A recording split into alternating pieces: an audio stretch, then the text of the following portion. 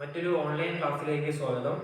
കഴിഞ്ഞ ക്ലാസ് വരെ നമ്മൾ ചർച്ച ചെയ്തത് +1 ഫിസിക്സിന്റെ ആദ്യ ചാപ്റ്ററായ ഫിസിക്കൽ വേൾഡ് എന്ന ചാപ്റ്ററിനെ കുറിച്ചാണ്.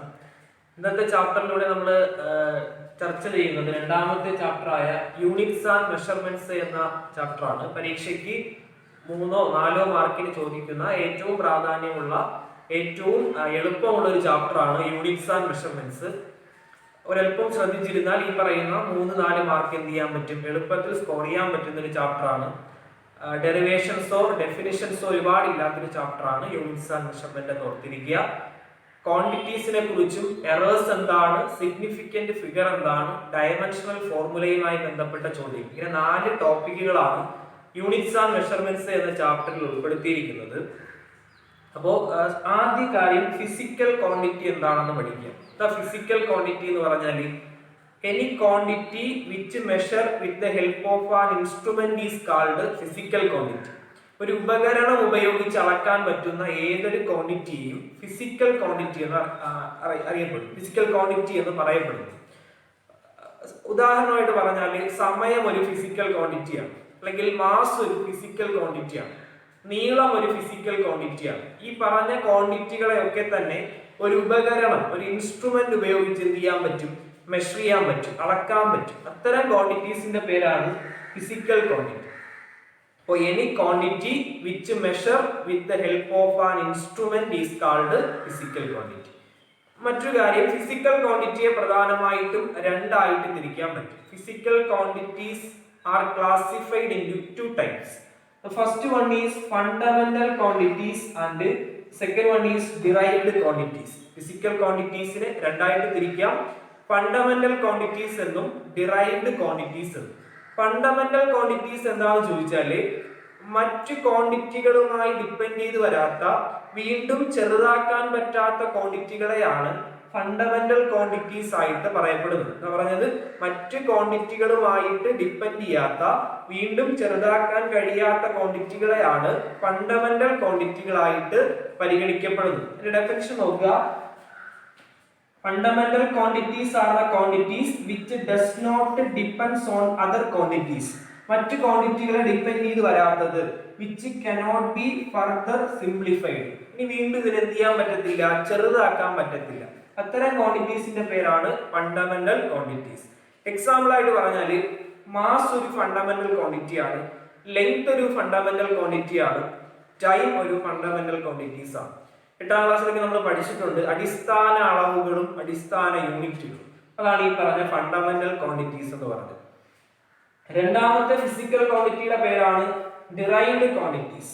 ഡിറൈവ്ഡ് ക്വാണ്ടിറ്റീസ് എന്താണെന്ന് ചോദിച്ചാൽ ഈ പറഞ്ഞ ഫണ്ടമെന്റൽ ക്വാണ്ടിറ്റീസിൽ നിന്നും നിർമ്മിച്ചെടുക്കുന്ന ക്വാണ്ടിറ്റികൾ ഏതാണോ അത്തരം ക്വാണ്ടിറ്റീസിന്റെ പേരാണ് ഡിറൈവ്ഡ് ക്വാണ്ടിറ്റീസ്.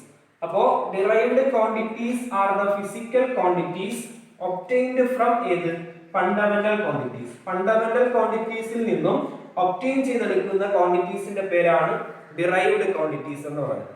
എക്സാമ്പിൾ ആയിട്ട് പറഞ്ഞാൽ ഡെൻസിറ്റി ഒരു ഡിറൈവ്ഡ് ക്വാണ്ടിറ്റീസ് ആണ്.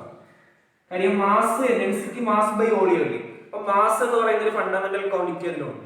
അതുപോലെ തന്നെ ഫോഴ്സ്, ഡെൻസിറ്റി, ഫോഴ്സ് തുടങ്ങിയവയൊക്കെ തന്നെ എന്ത് ക്വാണ്ടിറ്റീസ് ആണ്, ഡിറൈവ്ഡ് ക്വാണ്ടിറ്റീസ് ആണെന്ന് ഓർത്തിരിക്കും. അപ്പോൾ ഫിസിക്കൽ ക്വാണ്ടിറ്റീസ് എന്താണെന്നും ഫിസിക്കൽ ക്വാണ്ടിറ്റീസിനെ എത്രയായിട്ട് ക്ലാസിഫൈ ചെയ്യാമെന്നും ഏതൊക്കെയാണ് അതിന്റെ ഉദാഹരണങ്ങൾ എന്ത് ചെയ്യുക, പഠിക്കുക.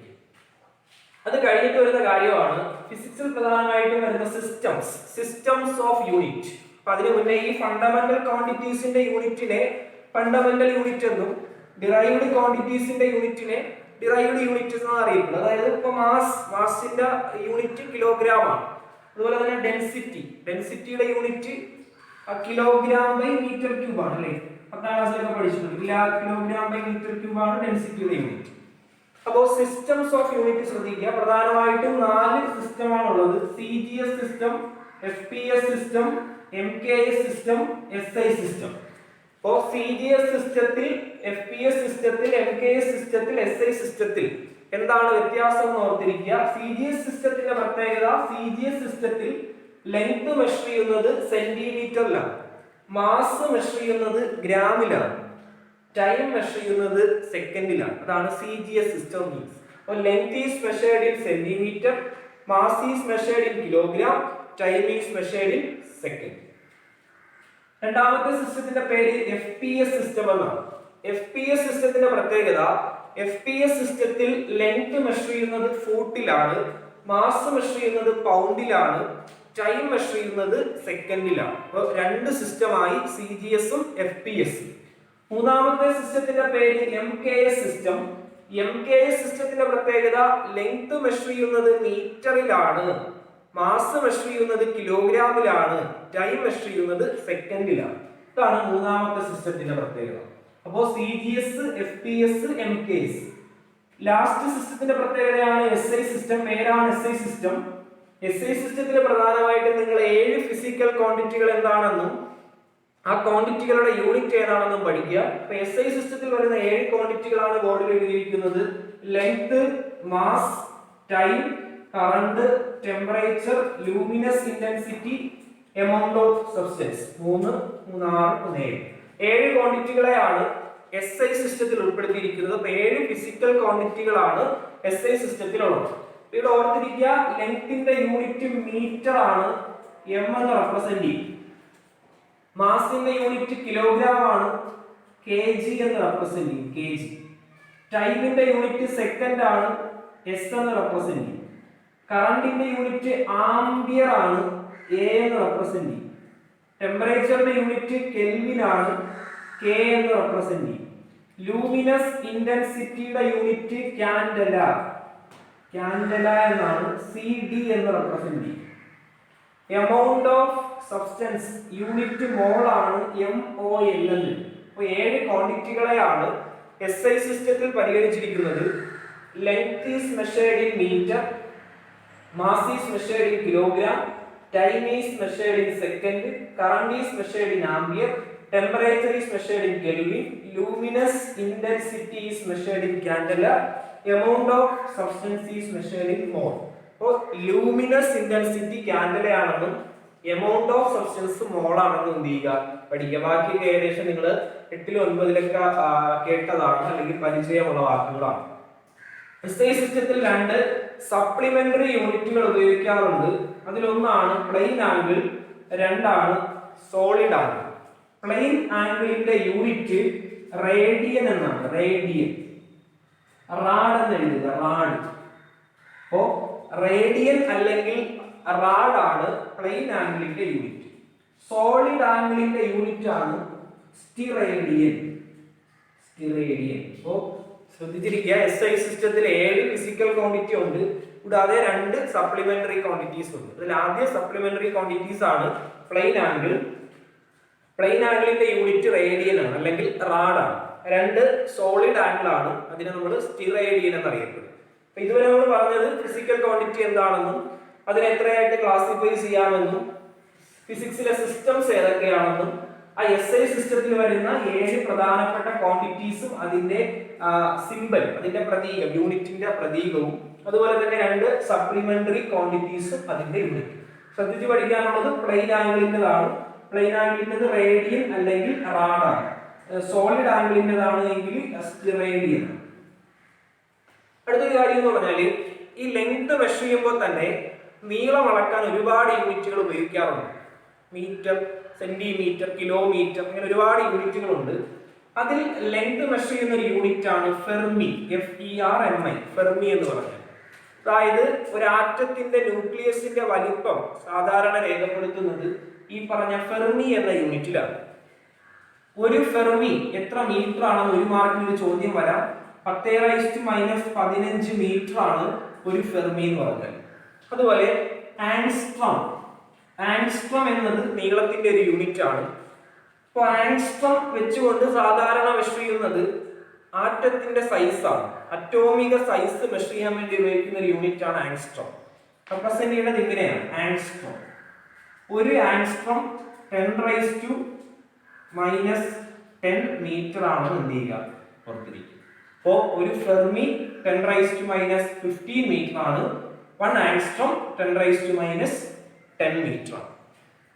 അതുപോലെ സോളാർ സിസ്റ്റവുമായി ബന്ധപ്പെട്ട് ലാർജ് ഡിസ്റ്റൻസ് മെഷർ ചെയ്യുന്നതിന് വേണ്ടി ഉപയോഗിക്കുന്ന മൂന്ന് ക്വാണ്ടിറ്റീസിന്റെ പേര് നമ്മൾ കൊച്ചിലെ പഠിച്ചിട്ടുള്ളതാണ്. അത് light year, astronomical unit, parallactic second. ഇതിനെയാണ് നമ്മൾ പർസെക് എന്നറിയപ്പെടുന്നത്. അപ്പോൾ light year, astronomical unit, parallactic second. Light year എന്ന് പറഞ്ഞാൽ it is the distance covered by the light in 1 year. ഒരു വർഷം കൊണ്ട് ലൈറ്റ് സഞ്ചരിക്കുന്ന ദൂരത്തെയാണ് ലൈറ്റ് ഇയർ ആയിട്ട് പരിഗണിക്കാറുള്ളത്. ഒരു ലൈറ്റ് ഇയർ എന്ന് പറഞ്ഞാൽ ഈ വാല്യൂ കാണാതെ പഠിക്കുക, 9.467 ഇൻറ്റു 10⁻15 മീറ്റർ ആണ് 1 ലൈറ്റ് ഇയർ. നക്ഷത്രങ്ങളിലേക്കുള്ള ദൂരം പറയുന്നത് ലൈറ്റ് ഇയർ എന്ന യൂണിറ്റ് ഉപയോഗിച്ചിട്ടാണ്. അപ്പോൾ ലൈറ്റ് ഇയർ ഇതാണെന്നും ഒരു ലൈറ്റ് ഇയർ ഇത്രയാണെന്നും എന്ത് ചെയ്യുക, പഠിക്കുക. 2, അസ്ട്രോണമിക്കൽ യൂണിറ്റ്. ഗ്രഹങ്ങൾ തമ്മിലുള്ള ഡിസ്റ്റൻസ് മെഷർ ചെയ്യുന്നതിന് വേണ്ടി ഉപയോഗിക്കുന്ന യൂണിറ്റ് ആണ് astronomical unit. 1 astronomical unit 1.496 into 10⁻11 metre ആണെന്ന് പഠിക്കും. 3, പാരലാക്റ്റിക് സെക്കൻഡ്. അതിനെ പർസെക് എന്ന് ചുരുക്കി പറയും. പർസെക് ഗാലക്സികൾ തമ്മിലുള്ള ദൂരം മെഷർ ചെയ്യുന്നതിന് വേണ്ടി ഉപയോഗിക്കുന്ന യൂണിറ്റ് ആണ്. 1 പർസെക് എന്ന് പറഞ്ഞാൽ 3.0857 into 10⁻16 മീറ്റർ ആണ്. അപ്പോൾ പർസെക്കിൽ ഒരു സെക്കൻഡ് ഉള്ളതുകൊണ്ട് ടൈമിന്റെ യൂണിറ്റ് ആണെന്ന് എഴുതരുത്. പരീക്ഷ ചോദിക്കും താഴെ തന്നിരിക്കുന്നവയിൽ പർസെക് ഏത് ക്വാണ്ടിറ്റിയുമായി ബന്ധപ്പെട്ടതാണ്. അപ്പോൾ ഉത്തരം ടൈമുമായി ബന്ധപ്പെട്ടതല്ല, ലെങ്തുമായി ബന്ധപ്പെട്ടതാണ്. നീളത്തിന്റെ യൂണിറ്റ് ആണ് പാരലാക്റ്റിക് സെക്കൻഡ് അല്ലെങ്കിൽ പർസെക്. 1 പർസെക് എന്ന് പറഞ്ഞാൽ 3.08 into 10⁻16 മീറ്റർ ആണ്. നോക്കുമ്പോൾ തന്നെ അറിയാം ഈ 3 അളവുകളിൽ ഏറ്റവും വലുത് ഈ പറഞ്ഞ പർസെക് ആണ്. അപ്പോൾ ലൈറ്റ് ഇയറിനെക്കാളും അല്ലെങ്കിൽ അസ്ട്രോണമിക്കൽ യൂണിറ്റിനെക്കാളും ഏറ്റവും വലിയ അളവ് എന്ന് പറഞ്ഞാൽ 1 പർസെക് ആണെന്ന് ഓർത്തിരിക്കുക. അതുപോലെ ഇതിന്റെ വലിപ്പത്തിന്റെ ഓർഡർ പഠിക്കുക. 1 പർസെക് ആണ് ഏറ്റവും വലുത്, പിന്നീട് ലൈറ്റ് ഇയർ, പിന്നീട് ഏത് അസ്ട്രോണമിക്കൽ യൂണിറ്റ്. അതുപോലെ 1 പർസെക് എന്ന് പറഞ്ഞാൽ എത്ര ലൈറ്റ് ഇയർ ആണെന്ന് ചോദിക്കും. ഒരു പർസെക് എത്ര പ്രകാശ വർഷമാണ്? അത് 3.26 ലൈറ്റ് ഇയർ ആണ്. അപ്പൊ ഇത്രയുമാണ് നീളവുമായി ബന്ധപ്പെട്ട് വരുന്ന മറ്റ് യൂണിറ്റുകൾ. അടിസ്ഥാന യൂണിറ്റ് അല്ലെങ്കിൽ SI യൂണിറ്റ് എന്ന് പറഞ്ഞ മീറ്റർ ആണ്. അല്ലാതെ ഉപയോഗിക്കുന്ന യൂണിറ്റുകളാണ് ഫെർമിയും ആങ്സ്ട്രോവും. ഇനി സോളാർ സിസ്റ്റവുമായി ബന്ധപ്പെട്ട് വരുന്നതാണ് ലൈറ്റ് ഇയറും അസ്ട്രോണമിക്കൽ യൂണിറ്റും പാരലാക്റ്റിക് സെക്കൻഡ്. അതിൽ പാരലാക്റ്റിക് സെക്കൻഡിനെ നമ്മൾ പർസെക് എന്നറിയപ്പെടും. ഏറ്റവും വലുത് ഈ പറഞ്ഞ പർസെക് ആണ്. ഒരു പർസെക് 3.26 ലൈറ്റ് ഇയറിന് തുല്യമാണ്. ഇത്രയുമാണ് ഈ ഫിസിക്കൽ ക്വാണ്ടിറ്റിയുമായി ബന്ധപ്പെട്ട് വരുന്ന പ്രധാനപ്പെട്ട കാര്യങ്ങൾ. ഇതിൽ കൂടാതെ പരീക്ഷയ്ക്ക് ഇതിൽ നിന്ന് ചോദിക്കുന്ന ഒരു കാര്യമാണ് ഈ പാരലാക്സ് മെത്തേഡ് എന്താണ്? പാരലാക്സ് മെത്തേഡ് സ്പെല്ലിംഗ് നോക്കിയിരുന്ന പാരലാക്സ് മെത്തേഡ്. പാരലാക്സ് മെത്തേഡ് എന്ന് പറഞ്ഞാൽ ലാർജ് ഡിസ്റ്റൻസ് മെഷർ ചെയ്യാനുള്ള ഒരു രീതിയാണ് പാരലാക്സ് മെത്തേഡ്. പാരലാക്സ് മെത്തേഡിലൂടെ എങ്ങനെയാണ് വലിയ ദൂരങ്ങൾ, വലിയ ഡിസ്റ്റൻസ് മെഷർ ചെയ്യണമെന്ന് നോക്കുക. ഇപ്പൊ ഇതൊരു ഒബ്ജക്റ്റ് ആണെന്ന് കരുതുക. ഈ ഒബ്ജക്റ്റിലേക്ക് 2 സ്ഥലങ്ങളിൽ നിന്ന് ഈ ഒബ്ജക്റ്റിനെ എന്ത് ചെയ്യുക, നോക്കുക. അങ്ങനെ നോക്കുമ്പോൾ എയിൽ നിന്ന് ഒബ്ജക്റ്റിനെ നോക്കി, അതുപോലെ ബിയിൽ നിന്ന് ഒബ്ജക്റ്റിനെ നോക്കി. ഈ നോക്കിയ 2 എൻഡുകളാണ് എയും ബി. ആ എയിൽ നിന്ന് ഒബ്ജക്റ്റിലേക്ക്, ബിയിൽ നിന്ന് ഒബ്ജക്റ്റിലേക്കുള്ള ഡിസ്റ്റൻസിനെ ക്യാപിറ്റൽ ലെറ്റർ ഡി കൊണ്ട് റെപ്രസെന്റ് ചെയ്യും. നമുക്ക് കണ്ടെത്തേണ്ടത് ഈ ലാർജ് ഡിസ്റ്റൻസ് ആണ്. ഇനി നോക്കിയ 2 എൻഡുകൾ തമ്മിലുള്ള ദൂരത്തെ സ്മാൾ ലെറ്റർ ഡി കൊണ്ട് റെപ്രസെന്റ് ചെയ്യും. ഇവയ്ക്കിടയിൽ മേക്ക് ചെയ്ത ആംഗിളിനെ തീറ്റ എന്ന് റെപ്രസെന്റ് ചെയ്യും. തീറ്റ ഇങ്ങനെ എഴുതിയ തീറ്റ എന്ന് വായിക്കുക. തീറ്റ ഇത് പാരലാക്സ് ആംഗിൾ എന്നറിയപ്പെടുന്നു. തീറ്റയുടെ പേരാണ് പാരലാക്സ് ആംഗിൾ. ഇനി ശ്രദ്ധിക്കുക, നമുക്ക് ഈ ഡി ആണ് വേണ്ടത്. അപ്പൊ തീറ്റ എന്ന് പറഞ്ഞാൽ ആർക്ക് ബൈ ലെങ്ത് ആണ്. Theta is equal to arc by length. അങ്ങനെയാണെങ്കിൽ തീറ്റ ഈക്വൽ ടു ആർക്ക്, ഇവിടെ ഉണ്ടാകുന്ന ആർക്ക് മീൻസ് അത് സ്മാൾ ലെറ്റർ ഡി ആണ്, divided by length. Length means ഇതാണ് ഈ ഡിസ്റ്റൻസ്. ആർക്ക് ബൈ റേഡിയസ് എന്നോ ആർക്ക് ബൈ ലെങ്ത് എന്നോ പറയാം. ക്രോസ് മൾട്ടിപ്ലിക്കേഷൻ ചെയ്താൽ theta into D equal to small letter d. അതിൽ നിന്നും D equal to d by theta എന്ന് എഴുതാം. ഇതാണ് ഈ ഡിസ്റ്റൻസ് എന്ന് പറഞ്ഞാൽ, ലാർജ് ഡിസ്റ്റൻസ് എന്ന് പറഞ്ഞാൽ. അപ്പൊ ലാർജ് ഡിസ്റ്റൻസ് കണ്ടെത്താൻ നോക്കിയ 2 സ്ഥലങ്ങൾ തമ്മിലുള്ള ദൂരം small letter D divided by എന്തറിഞ്ഞാൽ മതി, പാരലാക്സ് ആംഗിൾ അറിഞ്ഞാൽ മതി. ഇവിടെ ശ്രദ്ധിക്കാതെ ഇവിടെ മേക്ക് ചെയ്യുന്ന ഒരു ആംഗിൾ ഉണ്ട്. ആദ്യം നോക്കിയതുമായി ബന്ധപ്പെട്ട് വരുന്ന ഒരു ആംഗിൾ, അതിനെ നമ്മൾ θ1 എന്ന് റെപ്രസെന്റ് ചെയ്യുന്നു. ഇവിടെ മേക്ക് ചെയ്ത ഒരു ആംഗിൾ ഉണ്ട്, ഇതിനെ നമ്മൾ θ2 എന്ന് റെപ്രസെന്റ് ചെയ്യുന്നു. അപ്പൊ ഈ രണ്ട് ആംഗിൾ കൂട്ടുന്നതാണ് ഈ ആംഗിൾ എന്ന് ഓർത്തിരിക്കും. θ എന്ന് പറഞ്ഞാൽ θ1 പ്ലസ് ആരായിരിക്കും, θ2 ആയിരിക്കും. അപ്പൊ ഇതിലൂടെ θ കിട്ടുന്നു. ഈ ഡിസ്റ്റൻസ് d അറിയാമെങ്കിൽ ഈ പറഞ്ഞ ലാർജ് ഡിസ്റ്റൻസ് ആയിട്ടുള്ള എന്ത് കണ്ടെത്താം, ക്യാപിറ്റൽ ലെറ്റർ D കണ്ടെത്താം. അപ്പൊ ഇങ്ങനെ കണ്ടെത്തുന്ന അല്ലെങ്കിൽ ലാർജ് ഡിസ്റ്റൻസ് കാൽക്കുലേറ്റ് ചെയ്യുന്ന ഈ രീതിയുടെ പേരാണ് ഏതെന്ന് പറഞ്ഞാൽ പാരലാക്സ് മെത്തേഡ് എന്ന് പറയുന്നത്. പരീക്ഷയ്ക്ക് പാരലാക്സ് മെത്തേഡിന്റെ ചിത്രം വരയ്ക്കാനും പാരലാക്സ് ആംഗിൾ എങ്ങനെ കണ്ടെത്താമെന്നും ഈ ഇതുവഴി ഏത് ഡിസ്റ്റൻസ് കണ്ടെത്തുന്ന രീതിയൊക്കെ എന്ത് ചെയ്യാറുണ്ട്, ചോദിക്കാറുണ്ട്. അപ്പൊ ഞാൻ പറഞ്ഞു 3 or 4 മാർക്കിന് പരീക്ഷയ്ക്ക് ചോദ്യം വരുന്ന ഒരു ചാപ്റ്റർ ആണ് യൂണിറ്റ്സ് ആൻഡ് മെഷർമെന്റ്. അപ്പൊ ഇന്നത്തെ ഈ വീഡിയോ ക്ലാസ്സിലൂടെ നിങ്ങൾ ഇത്രയും കാര്യങ്ങൾ ഓർത്തിരിക്കുക. ഇതില് 10ാം ക്ലാസ്സിൽ നിന്ന് +1 വരുന്നവരാണ്. അപ്പോ എന്ത് ചെയ്യുക, ഈ പറഞ്ഞ ഡെഫിനിഷൻസ് ഒക്കെ എന്ത് ചെയ്യുക, ജസ്റ്റ് ഒന്ന് കാണാതെ പഠിച്ചു വെച്ചിരിക്കുക. ഡെഫിനിഷൻസ് അതുപോലെ പഠിക്കുക എന്നുള്ളതാണ് അതിന്റെ ഒരു കാര്യം. നിങ്ങളുടേതായ സെന്റൻസിൽ എഴുതുന്നതിനേക്കാളും നല്ലത് ഈ പറയുന്ന സ്റ്റേറ്റ്മെന്റ് അതുപോലെ എന്ത് ചെയ്യുക, കാണാതെ. അപ്പൊ ഇന്നത്തെ ക്ലാസ്സിൽ നമ്മൾ പഠിച്ചത് ഫിസിക്കൽ ക്വാണ്ടിറ്റി, അതിനെ 2 ടൈപ്പിൽ തിരിക്കാൻ പറ്റും. അതിന്റെ ഡെഫിനിഷൻ എന്താണ്, സിസ്റ്റം ഓഫ് യൂണിറ്റ് എന്താണ്, SI സിസ്റ്റത്തിലെ ഫിസിക്കൽ ക്വാണ്ടിറ്റി ഏത്, സപ്ലിമെന്ററി ക്വാണ്ടിറ്റീസ് ഏത്, പിന്നെ പറഞ്ഞത് നീളവുമായി ബന്ധപ്പെട്ട് വരുന്ന fermi, angstrom, light year, astronomical unit, parallactic second, പിന്നീട് ലാർജ് ഡിസ്റ്റൻസ് മെഷർ ചെയ്യുന്ന രീതി, പാരലാക്സ് മെത്തേഡ്. അപ്പൊ ഇത്രയും കാര്യങ്ങൾ എന്ത് ചെയ്യുക, നോട്ട് എഴുതിയെടുത്ത് ഈ സ്റ്റേറ്റ്മെന്റ് ഉൾപ്പെടെ എന്ത് ചെയ്യുക, പഠിക്കും.